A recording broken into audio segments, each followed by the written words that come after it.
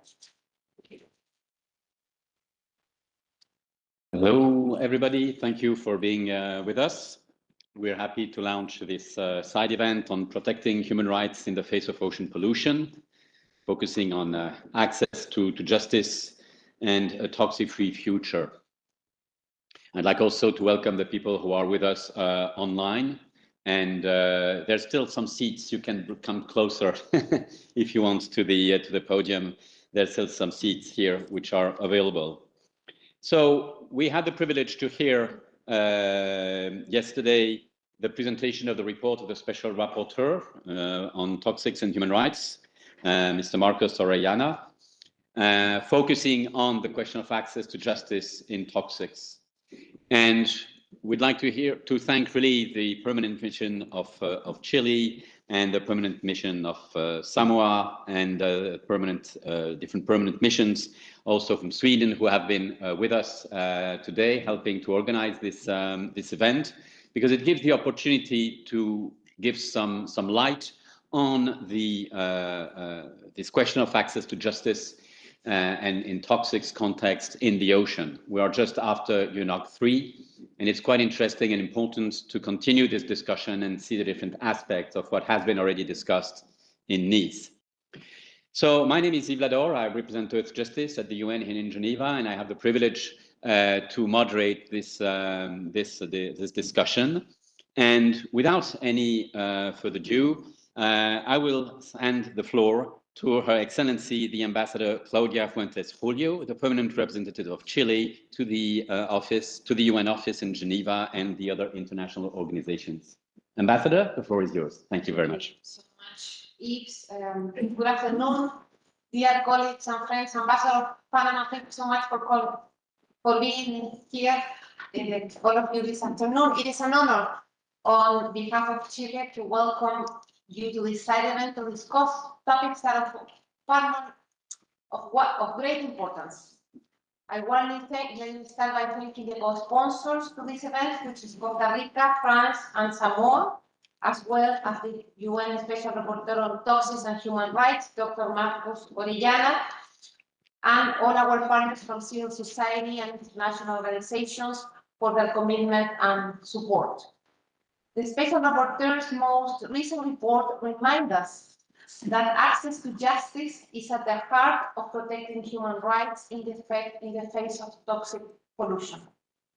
Victims must be able to obtain remedies that are not only accessible and enforceable, but also comprehensive, halting pollution, remediating damaged sites, and preventing recurrence. Without justice, rights remain very rhetorical. There are, however, always encouraging signs. The UN Ocean Conference in Nice last June reaffirmed that ocean governance must be guided by human rights, inclusion, and environmental justice. Likewise, the expected entry into force of the BBNJ agreement is in the near future, hopefully in the General Assembly. Likewise, and the BBNJ marks a milestone in strengthening the protection of marine biodiversity beyond national jurisdictions and offers new tools to address global ocean challenges. Yet the failure of the recent INC 5.2 negotiations on plastics that took place very recently here in Geneva shows how fragile progress can be. It underscores the urgency of ensuring that the Human Rights Council remains a relevant forum where accountability gaps are addressed and where victims' voices are heard. Chile believes that access to justice is essential to achieving a toxic-free future with a special attention on our ocean and safeguarding the rights of present and future generations. We look forward to the discussion as an opportunity to advance a shared agenda. And I thank you once again. Thank you very much, Excellency. And so let's turn now to Her Excellency, the Ambassador Nella Pepe Tavita Levi, who is the permanent representative of Samoa to the UN office and other international organizations in Geneva. Excellency, the floor is yours. Very much, Eve, moderator. Thank you also, Pastor Claudia, for organizing our gathering this afternoon. As you all may be aware of, Samoa is situated in the heart of the Pacific Ocean with a population of 200,000 people. Pacific Ocean is home to small islands, atolls, coral reefs, and a rich marine biodiversity. Regrettably, it's also home to the Great Pacific Garbage Patch, which is the largest accumulation of ocean plastic debris in the world. The patch continues to expand, exacerbating climate change effects by disrupting the ocean's carbon cycle. Pollution is indeed suffocating our oceans and marine life and greatly affecting our cultural heritage, livelihoods, food security, the right to life, health, and the right to a clean, healthy, and sustainable environment. At the national level, Samoa has dedicated waste management legislation and waste management strategies based on a holistic approach to waste management and guided by the polluter pays principle, reduce, reuse, recycle, and return, inclusive of public consultation and participation. However, as we have referred to yesterday, and thank you very much to Dr. Orlando for the presentation yesterday, the challenge is the insufficient capacity, both financial and human resources, for the government to implement what we have on paper. That said, Samoa's legal system consists of both common and customary law, and we take a dualist approach. You will see in the preamble of the Samoa Constitution that Samoa customs and traditions.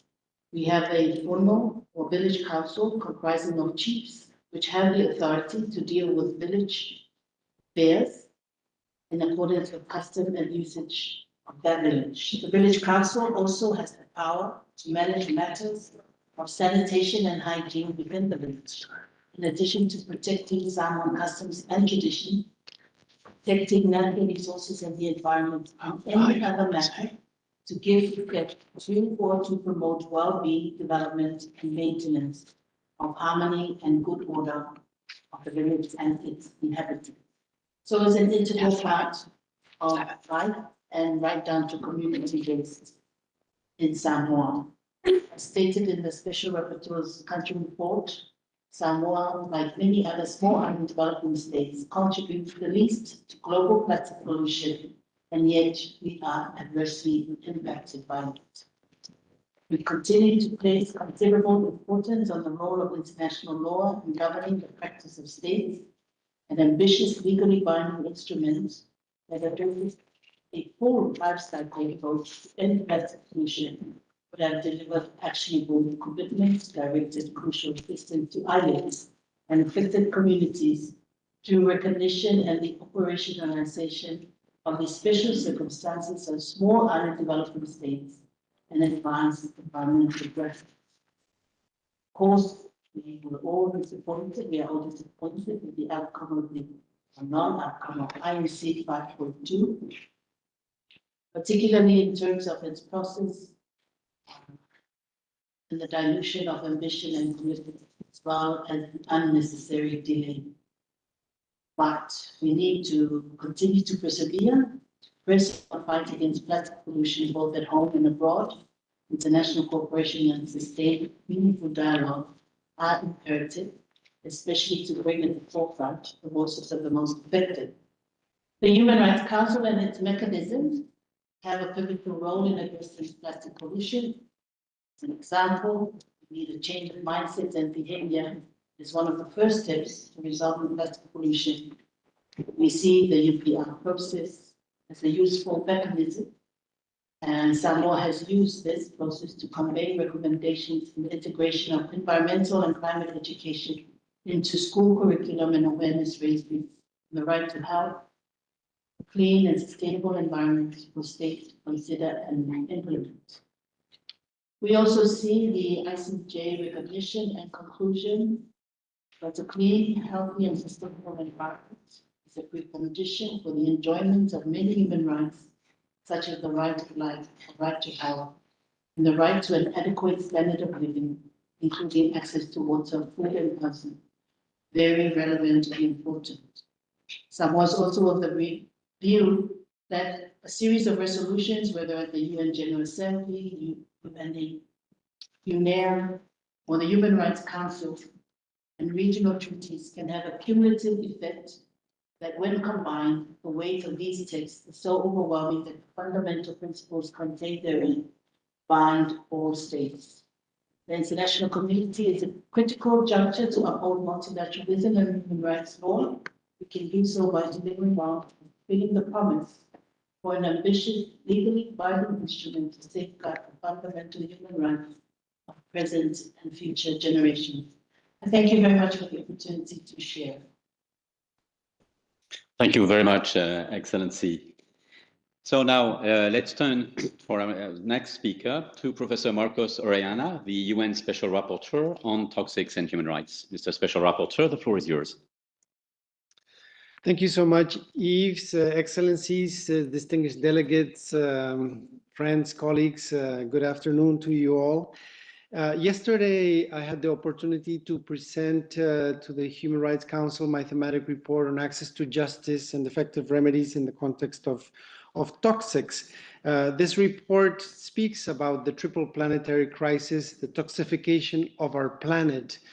Within that, it speaks about how exposure to hazardous substances results in a range of human rights violations, and that impunity aggravates the environmental injustices. This impunity results from various obstacles in access to justice and effective remedies.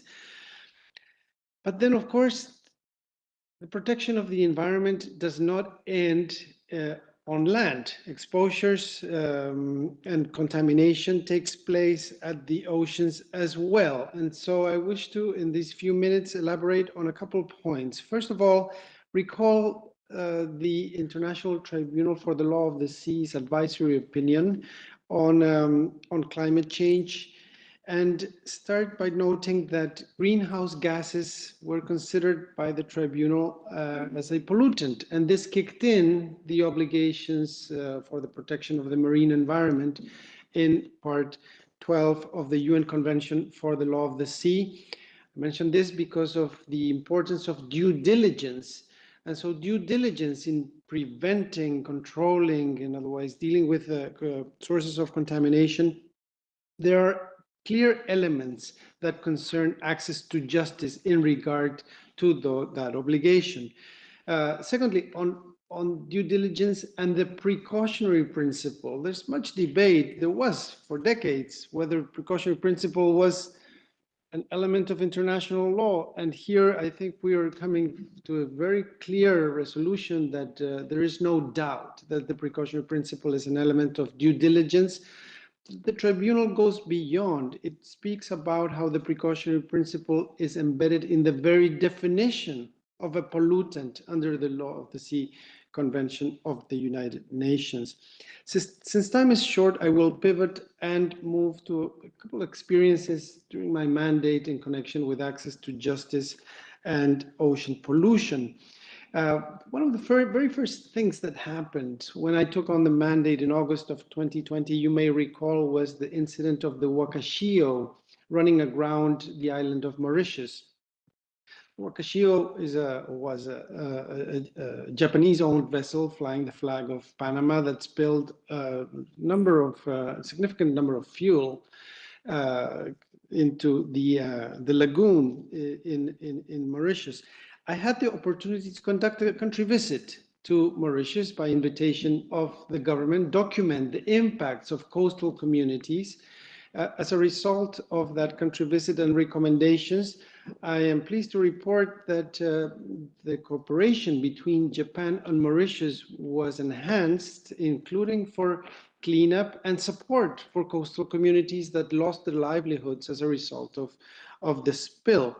That experience led me to conduct an organization visit, as it were, to the International Maritime Organization. So this was the first time that a human rights procedure looked at the whole panoply of toxics issues that concern the IMO. One key issue there, the coverage under MARPOL, so the convention dealing with pollution from ships, of plastic pellets. I think we'll hear more on this, so I will not elaborate further. One of my first thematic reports to the General Assembly dealt with plastics and human rights. One of the elements analyzed in that report is on legacy pollution, and this has been an issue for discussion in the negotiations on the Treaty on Plastic Pollutions. It deals squarely with issues of accountability, and as the ambassador from the Samoa pointed out, who is going to clean up the pollution that is currently floating on the oceans and that is having disproportionate impact on small island developing states and on coastal communities. To conclude, in the report that I presented yesterday to the Council, I articulate 24 guidelines on access to justice and effective remedies. And these guidelines, I believe, distill human rights standards, adapt on access to justice and effective remedies, adapt them to the context of toxics, and thus it is my hope that they may serve as tools to enhance access to justice on toxics, including in respect of marine pollution. Thank you so much for your attention. Thank you very much, Mr. Special Rapporteur. So with all what we heard about oceans and marine ecosystems, the first thing we can think about is IUCN, very logically. So Mrs. Karin Siegwart, you are Senior Policy Advisor at the International Union for Conservation of Nature, and we're very happy to have you with us, and the floor is yours. Thank you so much. Thank you so much also for inviting IUCN to be on this very important panel at this very important moment. IUCN's vision is, I quote, a just world that involves and controls nature.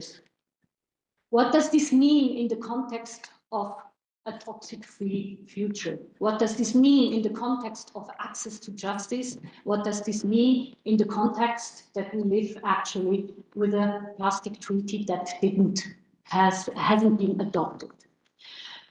But with the adoption of the CBD Convention on Biological Diversity, latest Conference of the Parties decision, COP16, for example, on biodiversity and health, or on the rights of indigenous peoples, but also with the adoption of the Global Biodiversity Framework and its targets, especially its target 7 on pollution, and what has been mentioned lately, the BBNG, biodiversity beyond national jurisdiction. It is clear that biodiversity has become to play a more prominent role in international negotiations and treaty implementation in different fora. So no later from the last conference of the parties of the Basel-Rotterdam-Stockholm Convention, toxic, on chemicals and waste, or also in the context of the Minamata Convention, parties are urged to identify how actions, obligations under those conventions could contribute to achieve the global biodiversity framework targets. And they are asking for a common approach. With this, not only in mind, but with this task and obligation, IUCN had supported the plastic treaty negotiation so far by advocating for a specific article on biodiversity aspects in the treaty, combined with the article on health, following a One Health approach. We also supported negotiators or urged that the future plastic treaty should advocate or integrate an article on international cooperation that is in line and convergent with other treaty regimes. This would be the objective of this is to be in line what, for example, the biodiversity beyond national jurisdiction and the High Seas Treaty are asking for. But the plastic treaty so far isn't adopted. And from IUCN's perspective, if we would have the chair's second text adopted at the end with no health article, with no biodiversity considerations, and with really only national obligations, no global obligations inside, not addressing the whole life cycle of plastics, it would be a weak treaty, not an ambitious treaty, and wouldn't meet what Marcos Orellana mentioned under the human rights aspects, what we need for in order that also, and these special vulnerable communities and local communities and the ocean are protected for the future. But we are not alone. The landscape is really wide. Not later than, I think, last week, the WTO agreement on fisheries subsidies was adopted. It is perhaps a minor milestone, but it is a milestone also for the ocean. The OECD has published a report with facts and figures on what does this mean, investment in biodiversity. There, the precautionary principle is really important. It's better to invest today than to clean up in the future. UNOC, the United Nations Ocean Conference, was already mentioned. And I want just to give an insight on the World Ocean Summit that just took place a week ago. There, the community discussed actionable ocean policies, addressing, for example, Europe's pressing marine challenges, including coastal resilience, deep sea mining, national security, marine biodiversity, and ocean technology. It was also discussed how to structure the High Seas Treaty across European jurisdictions. That what we are also want to hear a little bit and discuss today. It was, and IUCN tried to promote our long-standing support of biodiversity protection in these areas beyond national jurisdiction. This beyond national jurisdiction, what does this mean? Has the ocean a right? We are here, IUCN is on the way to make its explanatory guide to the BBNG agreement and supporting also the BBNG High Ambition Coalition. So these kind of also political milestones actually are so important in order that we can have human rights protected in the face of ocean pollution, but also the access to justice and the toxic-free future. A second, before I'm finishing, is the role of courts, the role of jurisdiction. When policy is lacking, then jurisdiction, also on national level, becomes very important, especially for those who are vulnerable and who need this kind of support from justice. The ICG decision was mentioned, that it was a milestone. Before we had the decision of the European Human Rights Court for the climate senior women, I would say, against Switzerland. And I want to highlight also that actually in the canton of Zug, in front of the court, is an action pending from the people, 3-4 fishery people from Pari Island against Holcim cement industry. So this shows you that the access to justice in order to make that governments, policies meet the obligations that they have agreed on it on international level, that they are ensured that they are also implemented.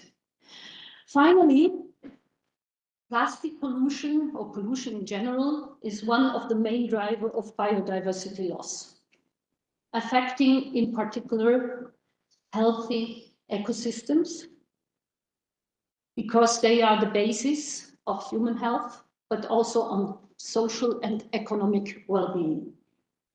The human right for a healthy environment, this was mentioned, include biodiversity.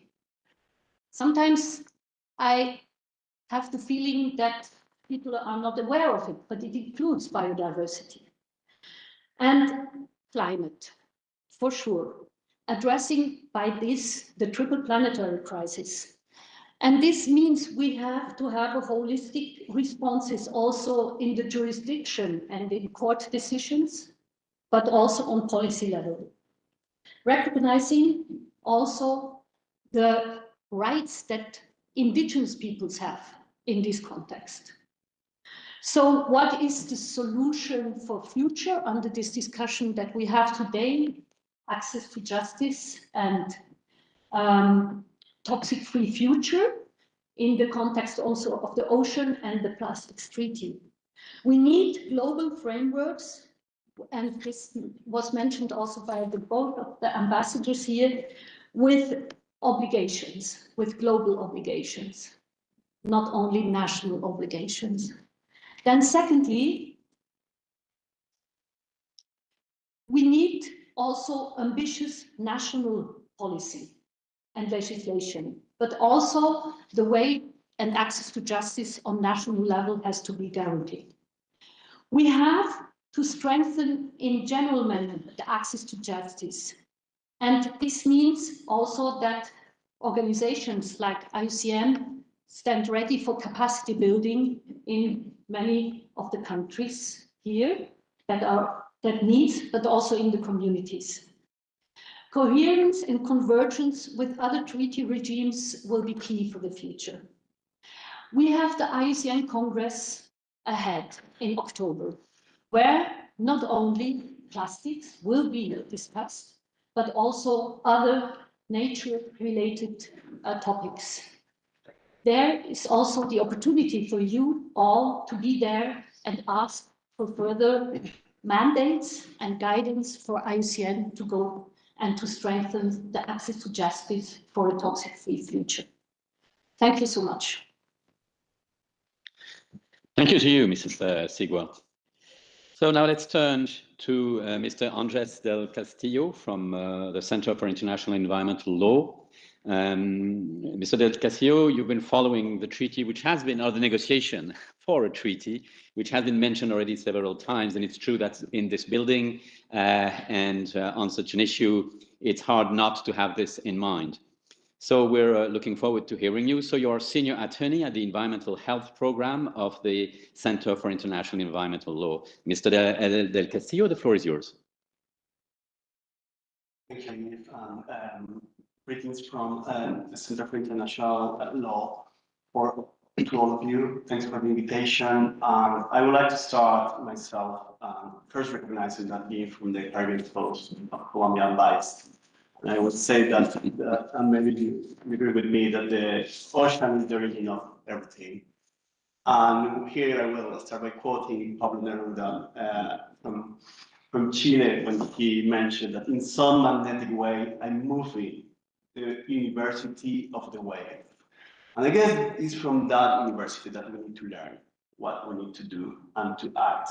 And it's because of that that we need to preserve what is intrinsic for the future generations too.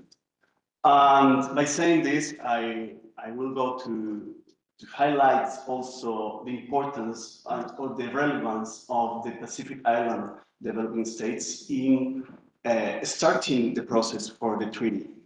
Because whereas in 2021, the Talanoa High-Level Ministerial Declaration that includes for the first time the call for a global plastic treaty and governance, and include for the first time the mention of the intrinsic link between plastic pollution and human rights.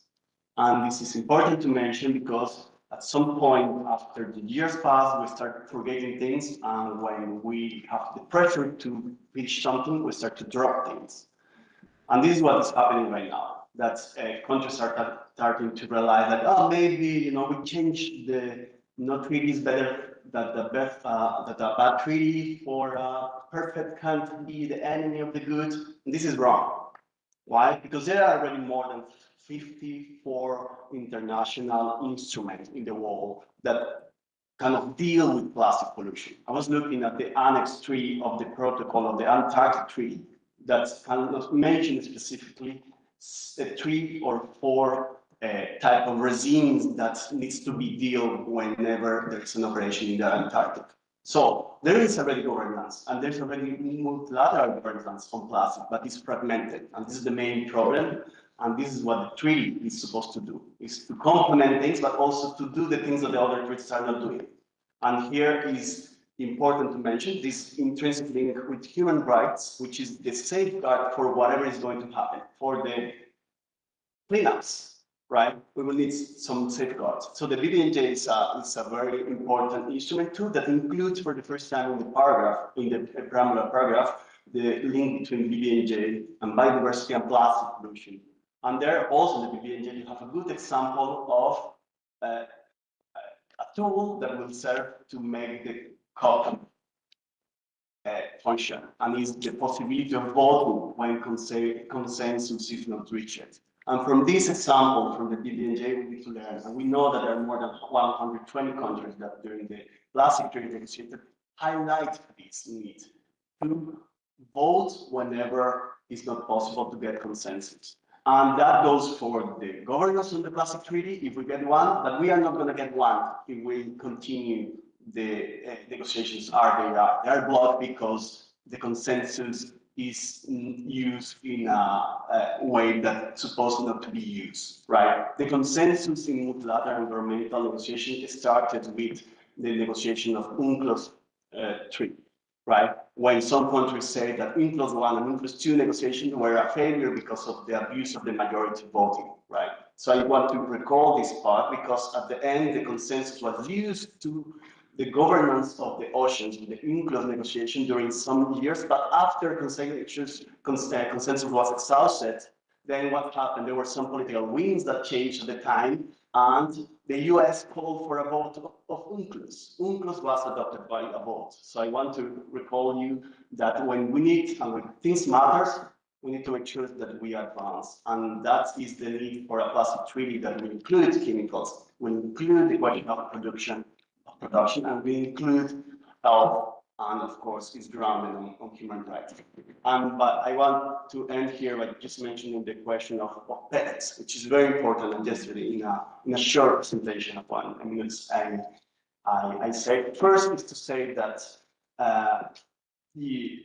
there is considerable evidence that pellets or primary pre-industrial form of plastics are one of the main sources of pollution in the ocean. Is that pollution that we don't see? There are more and more accidents of plastic pellets during the transport, right? And with increased level of plastic production, that will be the day bread that we're going to see. More plastic pellets spills, more problems, more things to clean up or to deal with. And for that, we already have instruments. We have one convention indeed to enter into force, that is the Hazardous and Noxious Substance Convention, 2010, with this protocol that helps countries and victims from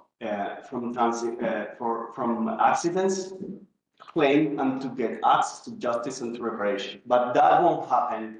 First, because the treaty is not into force. You already have the treaty, but it's not into force. And second, because plastic pellets is outside of that limit. So far, we would have a governance on plastic pellets. And this is something that might be important to highlight here.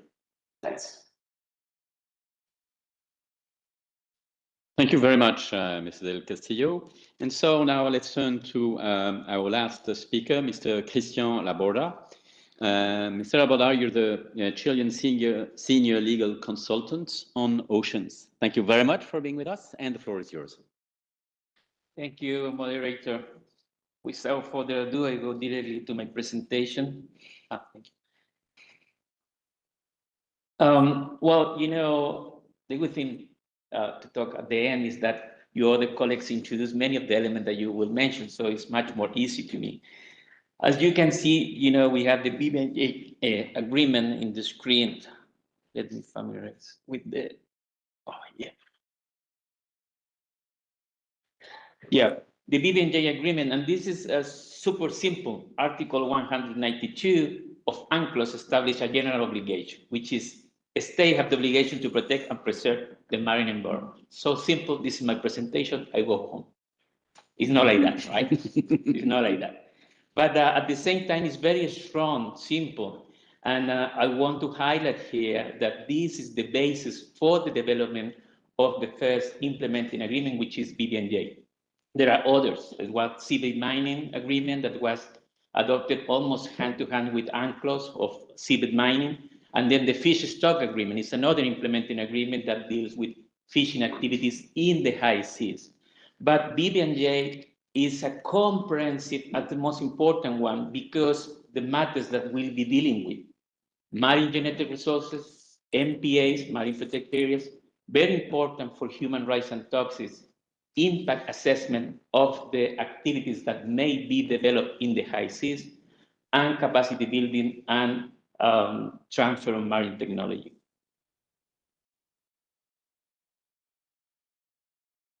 So as a starting point, Marcos Orellana, Special Rapporteur, has, highlighted the report, and I took some elements there that are very important to what I mentioned. Is something that has been created by me, is in the literature and in the different fora. We need to break the silos mentality, and it's cost a lot of time. And when I started in BBNJ negotiation, I was, a fresh lawyer officer in the fishery agency. My mentality was fishing activities. Then I moved to foreign affairs, and it was a wide sources of knowledge and experience, take into account different elements. And then now from the civil society, I work for the Pew Charitable Trust, a large NGO, working on multilateral elements, BBNJ, fishery subsidies, CBD, BBNJ, and others, and plastic as well. We work with CL and others, trying to support particularly developing countries.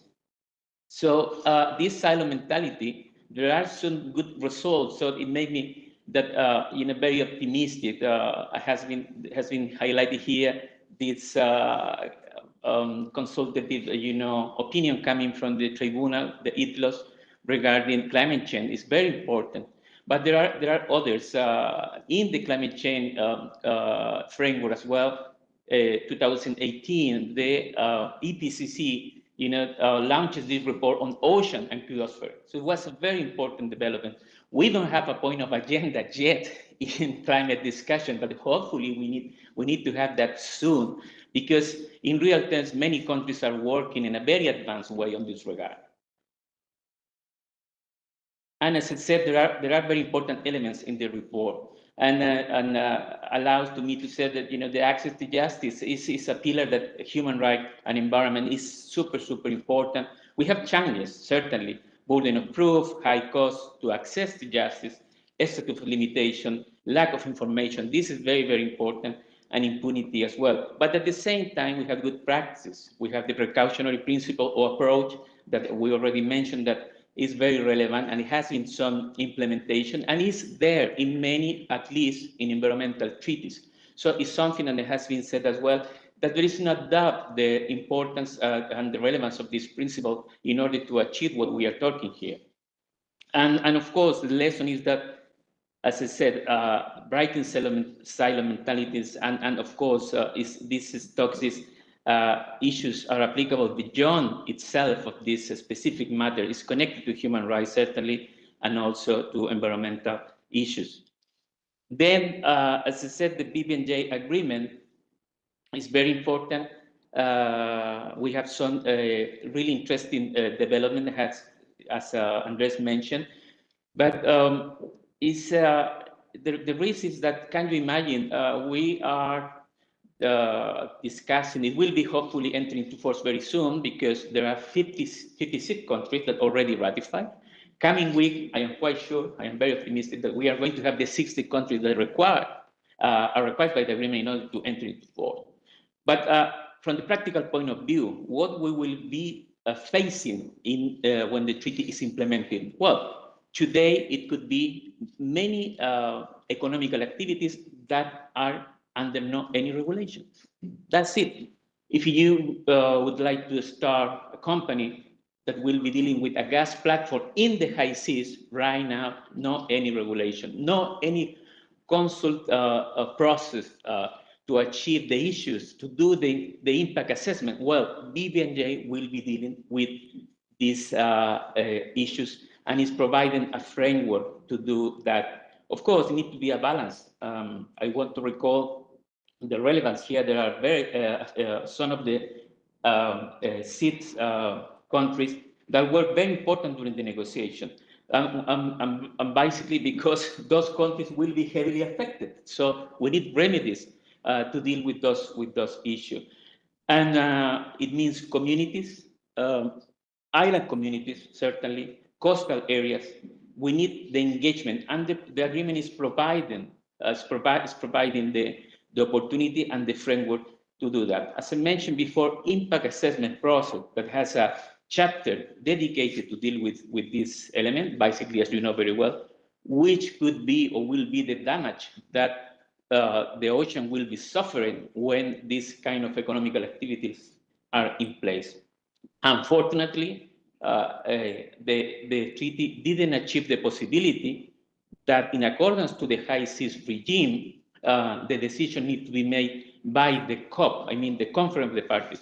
It was a proposal of several, or I would say, important part of the room during the negotiation, but some countries, complain that this is a part of the freedom of the high seas. So at the end of the day, the final decision will be coming and made by the state that is supporting or co-sponsoring this activity. But the good thing is that will be a coordinating process. It will be a consultation process. So communities that may be affected, countries that may be affected by this activity will be able to engage. I want to put just an example, what happened today with the release of toxic products coming from Fukushima. There are some complaints by countries, but in reality, there is not any tool apart of bilateral relations or consultation to deal with that. And these elements will go beyond or are going beyond national jurisdiction. So it's a very good case for BB&J, and we are going to test BB&J in the future regarding this kind of issues. Then another element, transparency is very important, compliance is very important, and I want to highlight the proposal of Chile in order to create a technical compliance committee that was working with Colombia and by the Latin American group, and it is present in the agreement as well. Then, very fast, if we move to plastic pollution is a transboundary issue. Of course, it creates indices, plastic pollution. The source of the pollution is in the land, but the effect of the pollution and the end of the pollution is in the ocean. So if we go again to the silo mentality, this is a no UNCLOS, it's not an ocean framework issue. But you could see that this is very, very simple way to see the problem, because in reality, of course, all these communities that I mentioned are having this tremendous pollution that is affecting all the territories. So again, land and coastal communities are affected. So this treaty need to establish compliance mechanisms. It's very important in order to monitor and to assess the implementation, remedies for the states as well, and the access of information and participation. And here Latin America has, and I believe that the source is coming from Arthur Convention. We have the ESCASUS that has been implemented, entered into force, and I think it's a good example of the way to grant information and participation. Then, of course, when disputes arise, need to be mechanisms to address those issues. But as I said, my key conclusion is that yes, BB&J and the plastic treaty under negotiation. Of course, BB&J is very well advanced and will enter into force. It's a model. Always I said, we need a treaty that is not those that were negotiated in the 80s, in the 90s, certainly. Change and pollution and the crisis, tribal crisis that we had is a mandatory element to establish that we need modern treaties as well. And there are many examples that we could work with. Bob, treaties, BBNJ and Plus at the starting point. And the legitimacy of both will be that they need to be effective. And I want to finish just mentioning another good development, the traditional knowledge. Traditional knowledge was something that was included in BBNJ. I believe that is the first time that Love the Sea Treaty is including that, and it's a recognition of the hard work, again, of the island countries coming from the Pacific, and then Latin American countries strongly support that. So it's a good example, but of course, traditional knowledge coming from the indigenous communities and coastal communities as well. When the treaty is implemented, we need to see that the traditional knowledge and the any infringement of that is reflected in the treaty need to be addressed as well. Thank you very much. Thank you very much, Mr. Laborda. And that was a very, very interesting and complementary information to what has been just presented before. I think we really have benefited of a very interesting landscape, legal landscape of the situation. So now we have a few minutes in order to have questions and answers. So if anybody here in the room has questions to bring here to the podium, could you please also say if they're directly addressed to one specific person or to the whole panel? So the presentation were pretty clear. I agree with that. So I see France has a question. Please, the floor is yours.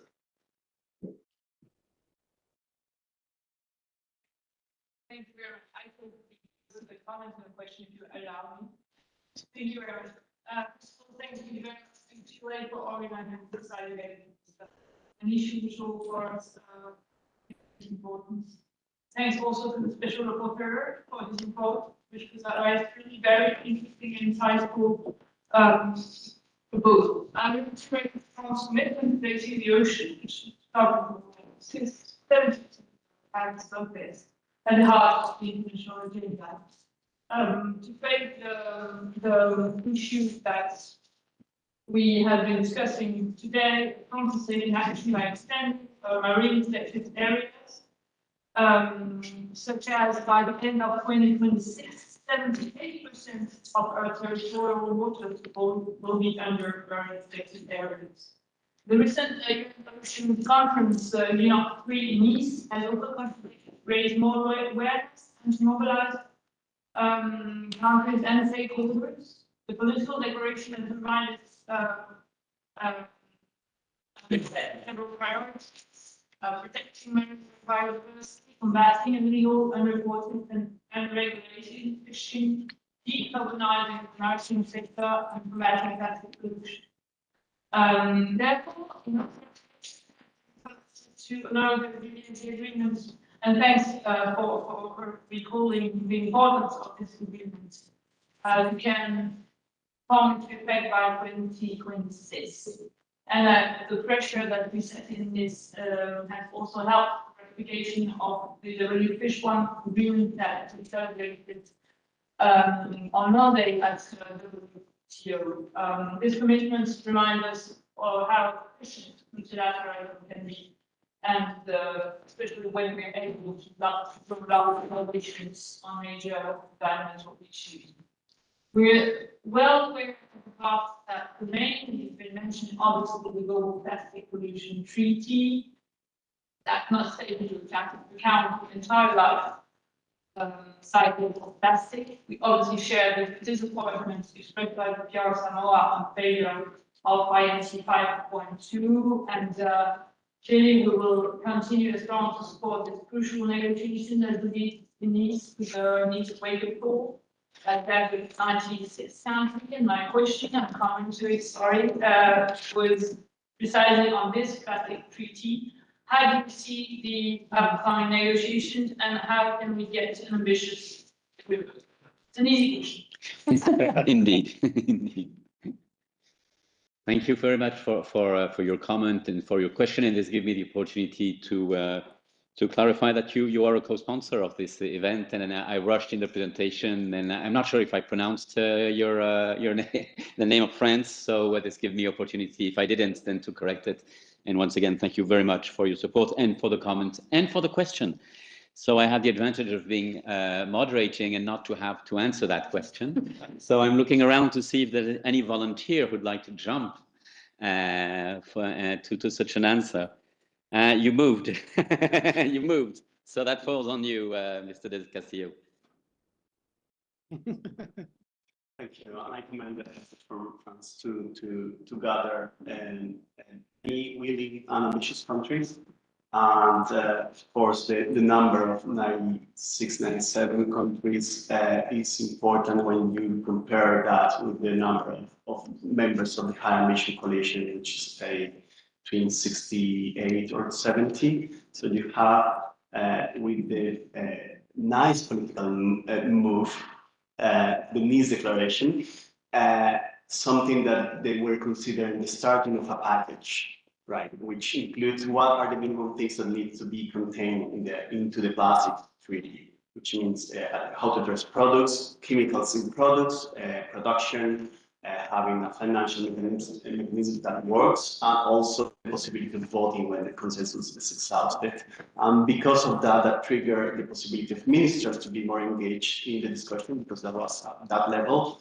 And what we saw during the negotiation was the way to concretize that was that some of the countries presented conference room papers or like a formal proposal during the negotiation for each of the 4 topics during the negotiation. However, those documents were widely supported, but not reflected in the 2 drafts from the chair. One that we call the MET draft, and the second that is like Geneva midnight draft, but it's not reflected in the way that it was. The majority of countries kind of put it together, which means that, of course, we believe that the process is important. We believe that there are some moments, and next week there will be some ministerial engagement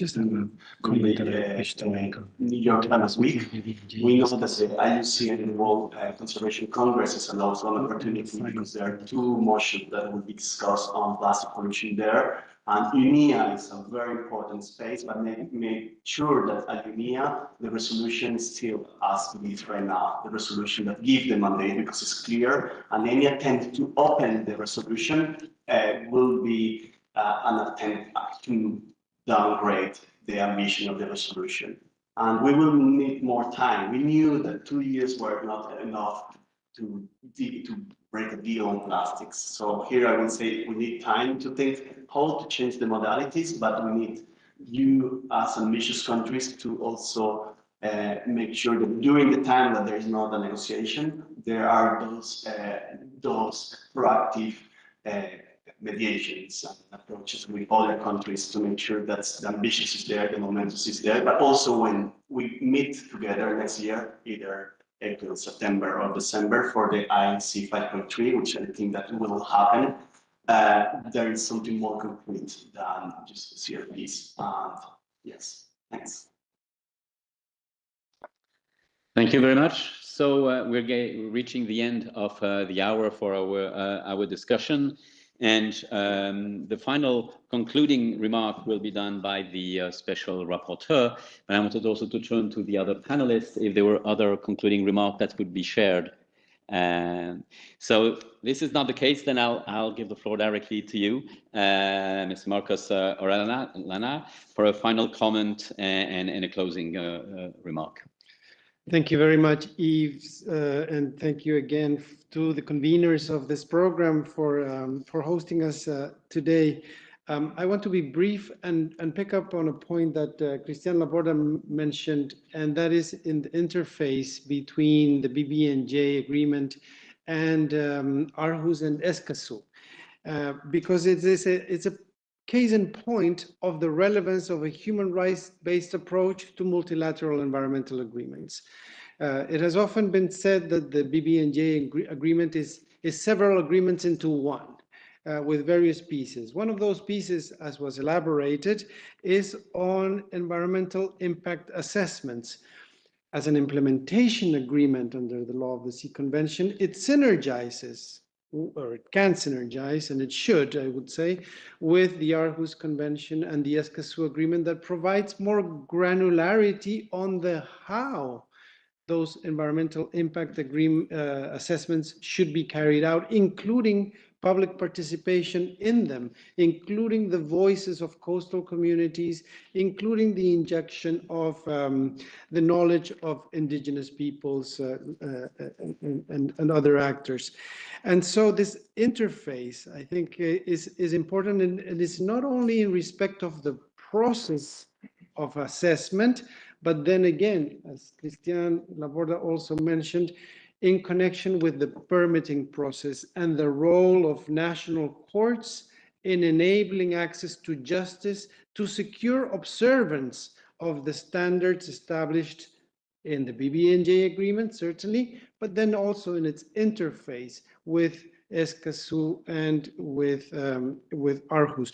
For those states coming from regions that are not covered by implementation agreement, they're called implementation agreements because they implement Principle 10 of the Rio Declaration on Environment and Development. So for states not bound by obligations, human rights standards and obligations continue to apply, of course. They're not displaced. There's no conflict that would otherwise displace them. And so the standards elaborated in the 24 guidelines on access to justice and effective remedies can provide a tool in their assessment and also in terms of enabling justice and examination. So with that, I want to thank you once again. Thank you very much, Mr. Special Rapporteur. I'd like also to give a special thanks to the Geneva Environmental Network, thanks to whom we've been able to have this session, and also thanks to whom a number of people have been able to follow this discussion online. And I saw that already part of the team of the Geneva Environmental Network has rushed for the next session that they will be streaming. So great thank you to Diana and all her team. And also, I'd like to thank the co-organizers, and starting with the countries who co-organized this event, the country of Chile, Costa Rica, France, and Samoa. And please join me in giving a clap to all of the speakers, because we really had very substantial presentation.